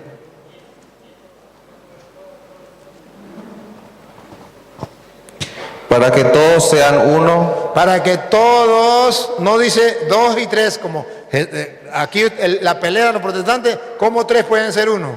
Ahora yo le pregunto a los protestantes, otra vez. Para que todos sean uno. ¿Cómo puede ser que todos, no 3, todos sean uno? Matemáticamente eso no da. Que todos sean uno. Millones de personas, que todos sean uno. ¿Como quién? Como tú, Padre, en mí y yo en ti. Que también sean uno en nosotros. Que también sean uno en nosotros. Eso es difícil para el que no quiere creer. Porque a la luz de la razón no se puede. A la luz de la fe, sí. Aquí la Biblia dice que todos podemos ser uno a ejemplo de Cristo, con el Padre y el Espíritu Santo, que son los 3, uno solo. Otra parte donde varias personas pueden ser uno, Efesios capítulo 5, versículo 31. Efesios 5:31. Que un protestante me explique esto. Uno de esos pentecostales que dice que es imposible que varias personas sean uno. O son tres o son uno. Entonces aquí le decimos, o son dos o son uno. Vamos a ver. Por eso dejará el hombre a su padre y a su madre, El hombre a su padre y a su madre, y se unirá a su mujer, y se unirá a su mujer, y los dos serán una carne. y los dos serán uno solo, una sola carne. Que me explique un protestante cómo hace eso. Y que la mujer está en Argentina trabajando y el marido está aquí en Paraguay y los dos son uno. ¿Cómo se explica? La Biblia, ¿cómo lo explica? Dale. Lo digo respecto a Cristo y a la iglesia. No, se comió la frase que yo estoy esperando. Gran misterio es este. ¿Cómo? Gran misterio es este. Eso era lo que yo quería que usted leyera. Repítalo. Gran misterio es este. Aquí que sepan los pentecostales, eso no se entiende. Eso es un misterio, no. Gran misterio es este. Es un misterio grande, tan grande que no cabe en la cabeza pequeñita de los pentecostales unidos. Es un gran misterio. Misterio es cuando no se puede entender que dos personas sean uno. Es un gran misterio. Que tres sean uno. Por eso se llama el misterio de la Santísima Trinidad. Porque la Biblia dice que dos sean uno es un misterio. Que tres sean uno es un gran misterio. Y si es un gran misterio, sí tienen razón los pentecostales unidos. No se puede entender. Hay que creer porque es un misterio. Dijo una señora un día, una evangélica, me dijo: señor cura, desde que yo conocí el evangelio, para mí no hay misterios.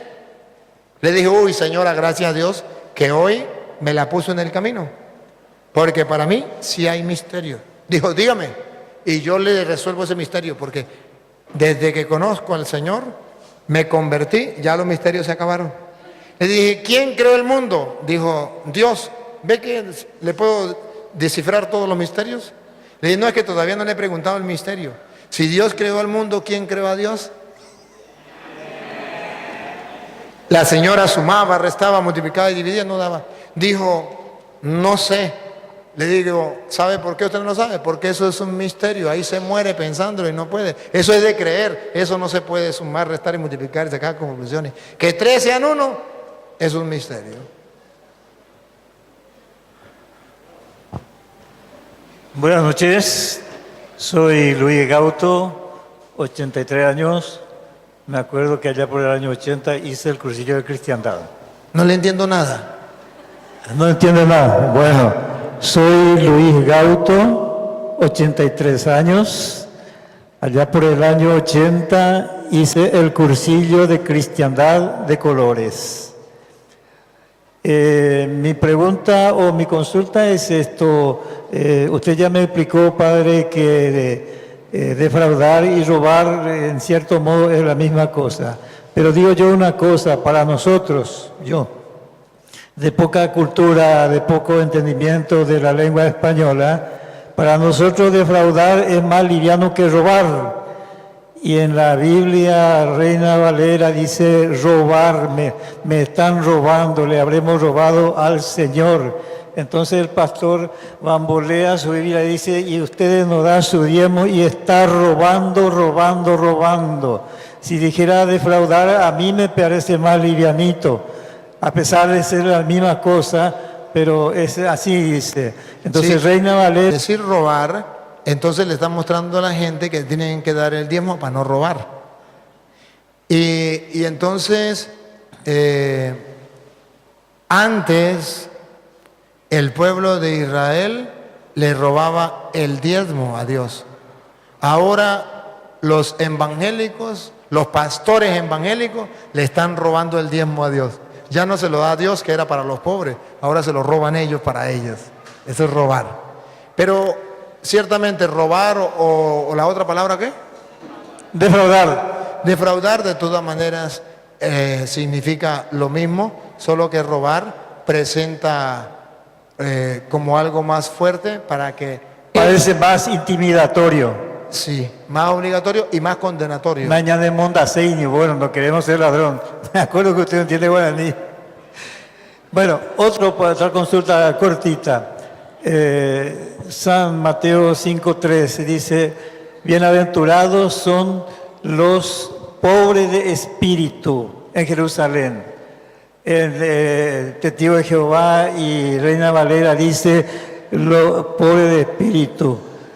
Nuestra Biblia, Latinoamérica y otros, dice espíritu de pobre. Bienaventurados son los que tienen espíritu de pobre. Y yo no entiendo la diferencia entre pobre de espíritu y espíritu de pobre. Muy bien. Espíritu de pobre es mejor para entender que pobre de espíritu. Porque pobre de espíritu la gente lo está entendiendo mal. La gente lo está entendiendo mal. Incluso he escuchado sacerdotes predicar erradamente sobre pobre de espíritu. Sí, escuché. Cuando Jesús dice, dichosos los pobres, primero vamos con pobre de espíritu. Pero sí. Cuando Jesús dice, según la Reina Valera, si usted dice, ¿no? Cuando Jesús dice, dichosos los pobres de espíritu, porque de ellos es el reino de los cielos. Mala interpretación es decir esto.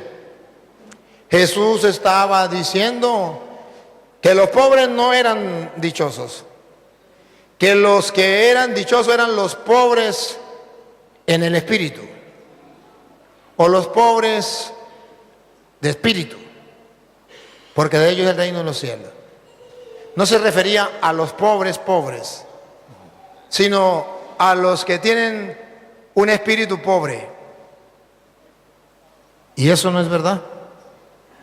Porque el que tiene un espíritu pobre es aquel que roba, que mata, que comete adulterio, que comete fornicación, que comete esto, que está tan alejado de Dios que su espíritu está pobre. Y Jesús nunca quiso decir que es bienaventurado ellos, porque de ellos es el reino de los cielos. Es una mala interpretación. Eso no es correcto. Una tercera. Y ya va, pero déjeme explicarlo y ya le doy chance. Está entendido. Porque necesito explicarlo porque he escuchado incluso hermanos sacerdotes decir que Jesucristo no estaba diciendo que dichosos los pobres, sino más bien los que tenían un espíritu pobre. Y un espíritu pobre no, Señor. Nosotros tenemos que tener un espíritu rico. Un espíritu rico. Pero nosotros tenemos que ser pobres de espíritu. Pero pobre de espíritu se interpreta, pobre de espíritu significa que no tengo riquezas espirituales. Sí. Ahí está la mala interpretación segunda. Sí, Pobre de espíritu no tiene riquezas espirituales. Está tan apegado a las cosas materiales que es pobre de espíritu, no tiene riquezas espirituales. O sea que Jesús dijo que dichosos ellos porque ellos el reino del cielo. Eso es la segunda mala interpretación. La verdadera interpretación, y por eso la otra Biblia dice, la otra traducción, ¿cómo es que usted dijo? Uno dice pobre de espíritu y otro espíritu de pobre. Espíritu de pobre, ese sí es, para no confundir, porque pobre de espíritu tiene 3 significados. Y he escuchado predicar 2 significados que no son, y el que es, no lo han predicado. Pobre de espíritu significa que no es pobre porque nació pobre y ha vivido pobre por desgracia de la vida. Pobre de espíritu significa que pudiendo ser rico como Cristo, no fue rico porque le dio el dinero a los pobres. Aquello que le dijo al rico, quiere tener, está bien, cumplió los mandamientos, te falta algo, vaya, vende tu dinero y dáselo a los pobres. ¿Por qué no se fue? ¿Por qué el rico se fue y no quiso hacerlo? Porque no era pobre de espíritu. No, ¿y qué es pobre de espíritu? Aquel que lo da todo a los pobres Y él se queda con lo necesario, queda pobre, no por desgracia, sino porque tenía un espíritu que lo llevó a colaborar con los demás y entonces comprendió a los pobres. Pobre de espíritu, tiene un espíritu generoso que se desprende, se queda sin nada. San Francisco de Asís, pobre de espíritu, se desprendió de la riqueza de su papá, se desprendió de aquello, se quedó sin nada. Él no era pobre de cuna, era pobre de espíritu. Estaba pendiente en ayudar a los pobres, en desprenderse. Tiene un espíritu de pobre, lo da todo, lo comparte todo. Entonces mejor la traducción, dichosos los espíritus de pobre, es decir, aquellos que se desprenden y aman el desprenderse y quedarse con lo justo y necesario para vivir. Eso se llama espíritu de pobre. Cristo, el mejor ejemplo, Cristo, siendo rico, se hizo pobre. Eso se llama espíritu de pobre. En castellano se lo traduzco. Cuando Jesús dijo dichoso en Mateo, no estoy hablando de Lucas. Cuando Jesús dijo en Mateo, dichosos los pobres de espíritu o los de espíritu de pobre, porque de ellos es el reino de los cielos. Sí. Se lo traduzco en castellano. Dichosos todos los ricos que se desprenden de las cosas materiales y lo comparten con lo que nada tiene, quedándose con lo necesario. Dichosos ellos, porque de ellos es el reino de los cielos. ¿Quiénes son los pobres de espíritu? Los ricos que se desprenden de su riqueza para ayudar al necesitado. Eso es un pobre de espíritu. Y Lucas dice al revés. Lucas no dice eso. Mateo le da a los ricos la oportunidad de entrar al cielo. Dichosos los pobres de espíritu. Es decir, los ricos que se desprenden de su riqueza se ganan el cielo. Lucas no dice así. Lucas dice, dichosos los pobres, punto y aparte. Dichosos los pobres, ya no es pobre de espíritu. Los pobres de espíritu de Mateo son los ricos que se desprenden. Sí. Dichosos los pobres de Lucas, los pobres que usted y yo conocemos, que no tienen que comer, que andan sin, porque de ellos es el reino de los cielos. Aquí pagaron los malos que hicieron, aquí sufrieron, aquí purificaron, como el pobre Lázaro. ¿Se acuerda? Sí, sí, sí. Y después que dice, dichosos los pobres, que los pobres no se lo creen. Sí. Y los ricos se burlan de eso.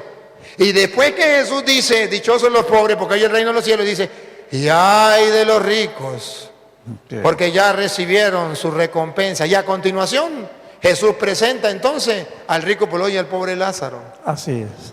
Van mostrando. Entonces los apóstoles se sorprenden y le dicen, si esa es la condición del rico, Señor, entonces ¿quién se salvará? Porque Jesús dijo, y ay de los ricos, porque ya recibieron su recompensa en la tierra. Les aseguro que es más fácil que un camello entre por el hueco de una aguja a que un rico se salve. Y ellos dijeron, y ay, entonces ¿quién se va a salvar? Lo que para ustedes es imposible, para Dios es posible. ¿Qué significa? Que sí hay ricos que pueden desprenderse de su riqueza para ayudar a los pobres. Y entonces son dos bendiciones especiales. Una bendición para los pobres, de ellos es el reino de los cielos. Y una bendición para los ricos que se hacen pobres porque ayudan a los necesitados. Que en castellano se lo traduzco, no puede haber un rico cristiano, ni un cristiano rico. O es cristiano o es rico. Si es cristiano, el dinero que ustedes han agarrado, gánense el cielo, atesoren tesoros en el cielo. Ricos que me escuchan, no se pongan bravos. Aprovechen la riqueza para ayudar a los pobres y tendrán un tesoro en el cielo. No es que ustedes van a vender todo y se van a quedar en la ruina, no, de lo que tienen, vaya. Pero padre, entonces voy a vender mi empresa y no voy a producir nada y se lo voy a dar a los pobres. A ver, entienda el evangelio. Sigue trabajando en la empresa, páguele bien a los obreros, no le robe el sueldo. Páguele bien. De lo que usted gane, agarre para su casa, para usted comer y su familia, Y de lo que le quede, dale a los pobres y tendrás un tesoro en el cielo. ¿Ya no nos queda otra o la última? Mi última pregunta, la consulta es, el Padre Nuestro, San Mateo 6, 13, dice lo que ya le dije, no nos dejes caer en la tentación, Biblia Jerusalén. Reina Valera, no nos metas en tentación.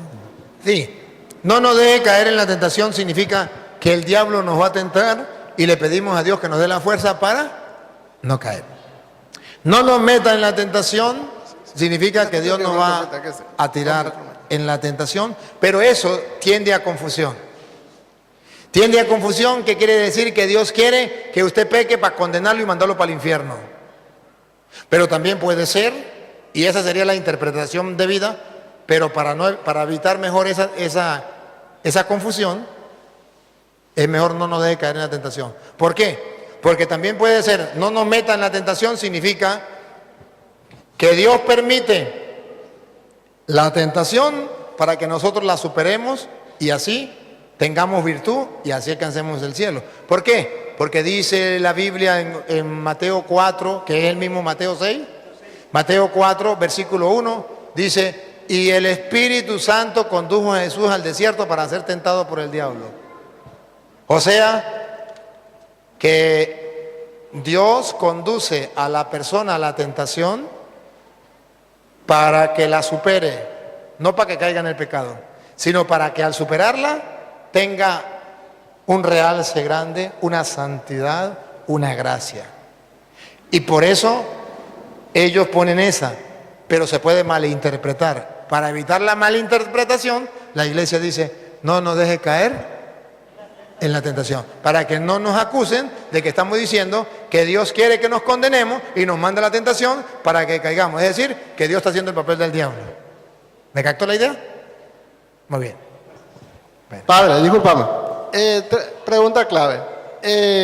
Las mujeres que abortan y se arrepienten de corazón, ¿será salvado cuando mueran? Y también los protestantes critican mucho de nosotros sobre la Eucaristía y nuestras imágenes que tenemos acá, la Virgen, y también todas las imágenes que tenemos en la iglesia. Y si nos puede explicar un poco eso. Una mujer que aborte asesinado es como si usted agarrara a su hijo que tiene 5 años o 1 año, agarre un cuchillo y lo descuartice.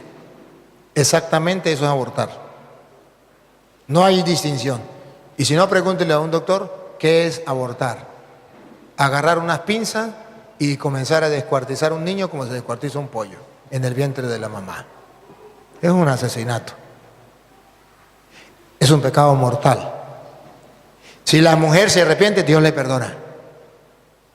Para eso dejó el sacramento de la confesión. A quien ustedes perdonen los pecados le quedarán perdonados. Y a quienes no se lo perdonen le quedarán sin perdonar. Sí, como sacerdote de la misericordia, debo decirle a todas las mujeres que han abortado que ese peso está encima. Y ustedes se convirtieron en lloronas porque ese niño siempre va a llorar en su vientre.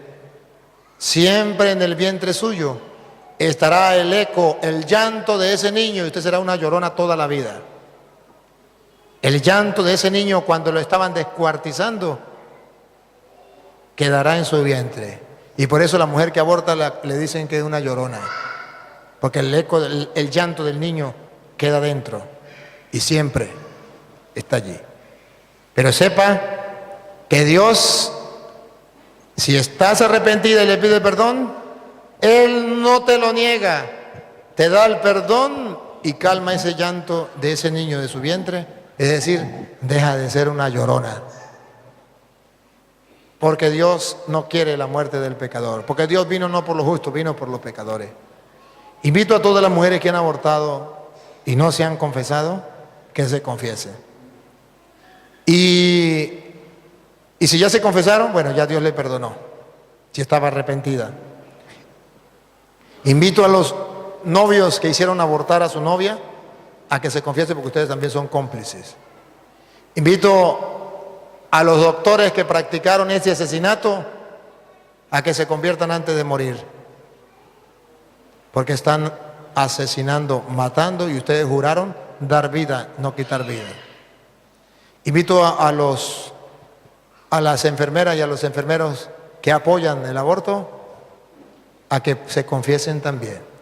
Debe confesarse el doctor que practicó el aborto, la enfermera que colaboró, el novio que ayudó o que apoyó, el papá de la muchacha que pagó el aborto, la mamá que se cayó la boca y no dijo nada, y ella que lo permitió.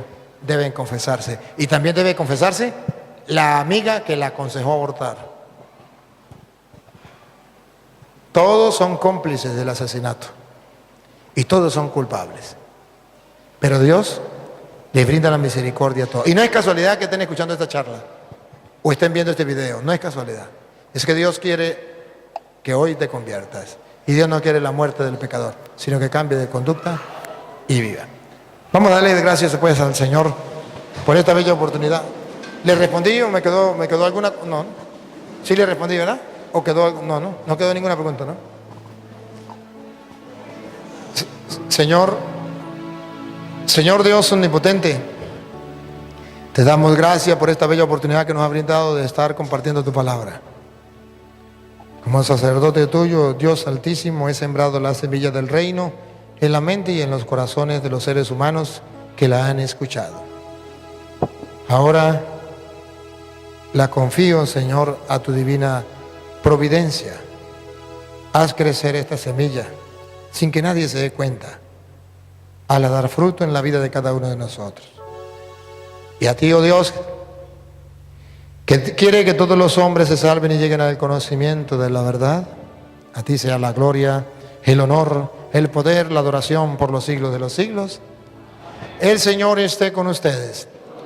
La bendición del Dios Todopoderoso, Padre, Hijo y Espíritu Santo, descienda sobre ustedes y les acompañe para siempre.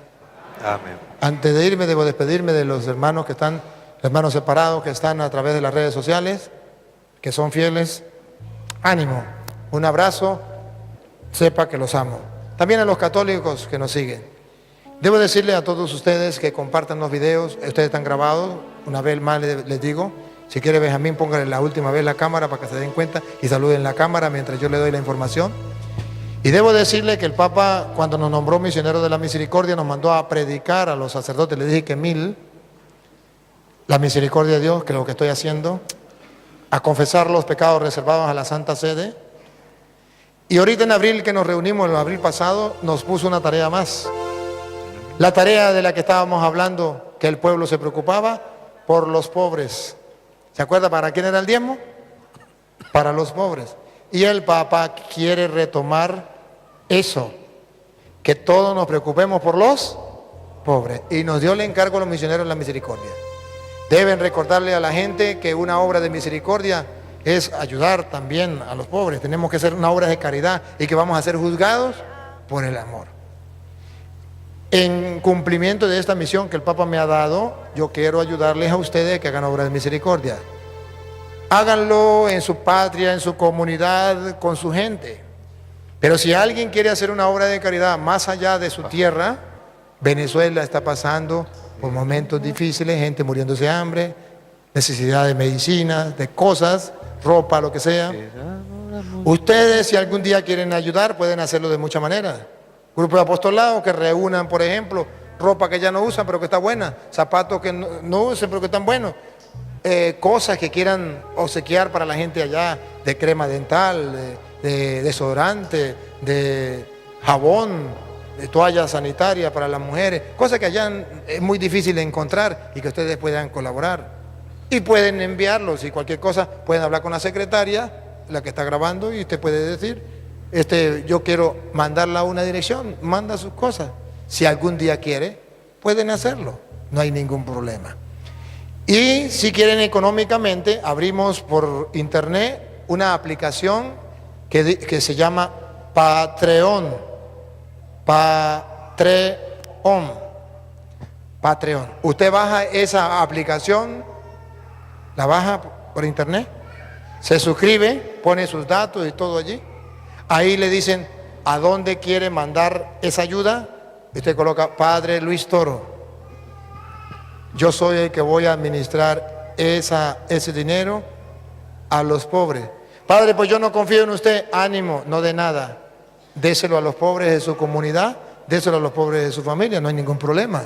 Pero haga la obra de caridad. Y después que coloque Padre Luis Toro, usted coloca cuánto va a dar mensualmente, porque debe ser mensualmente para ayudar a esta gente que estamos ayudando en Venezuela, comprando comida y medicina y ayudándoles en todas las necesidades que la gente tenga hasta donde podamos. Ustedes han de saber que el gobierno no permite ayuda, pero la iglesia bajo cuerda, usted sabe cómo la iglesia se mueve, se arriesga, busca la manera, y en eso estoy yo también ayudando a la gente. Entonces, el que quiera, pues ahí está, no se lo olvide, Patreon. Si se lo olvida cómo que se llama, busca el video y lo recuerda, Patreon. Y ahí usted da su granito de arena.